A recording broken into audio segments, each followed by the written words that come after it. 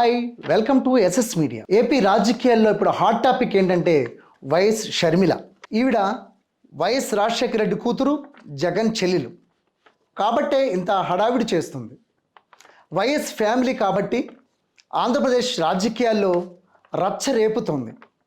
ఎందుకంటారా, Congress party రాబోయే AP ఎలక్షన్స్లో షర్మిలకు బాధ్యతలు అప్పగిస్తారనే వార్త జోరుగా సాగుతోంది. ఒకవేళ అదే నిజమైతే వైఎస్ జగన్కి దెబ్బతీసినట్టే. ఏపీ కాంగ్రెస్ పార్టీ అధ్యక్షురాలుగా వైఎస్ షర్మిల మొన్నటి నుంచి సంచలనం సృష్టిస్తున్న వార్త ఇది. ఓ పక్క తన సొంత అన్న ఏపీ రాష్ట్రానికి సీఎంగా ఉంటే దాని ప్రతిపక్ష పార్టీకి షర్మిల సారథ్యం వహించడం అంటే అది సెన్సేషనల్ న్యూసే కదా. జగన్ ని కాంగ్రెస్ పార్టీ ఎన్ని ఇబ్బందులకు గురిచేసిందో, ఎలా కేసులు పెట్టి జైలు పాలు చేసిందో లోకం అంతా చూసింది. అలాంటి పార్టీలోకి షర్మిల వెళ్తుందా అనే అనుమానం అందరిలో ఉంది. మామూలుగా అయితే వెళ్లదు, కానీ ఇక్కడ జగన్ తో తనకు విభేదాలున్నాయని అందరికీ తెలుసు.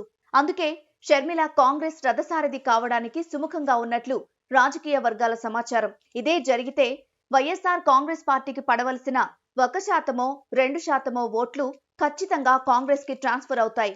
అవే ఒక్కోసారి గెలుపోటములు నిర్ణయిస్తాయి కూడా.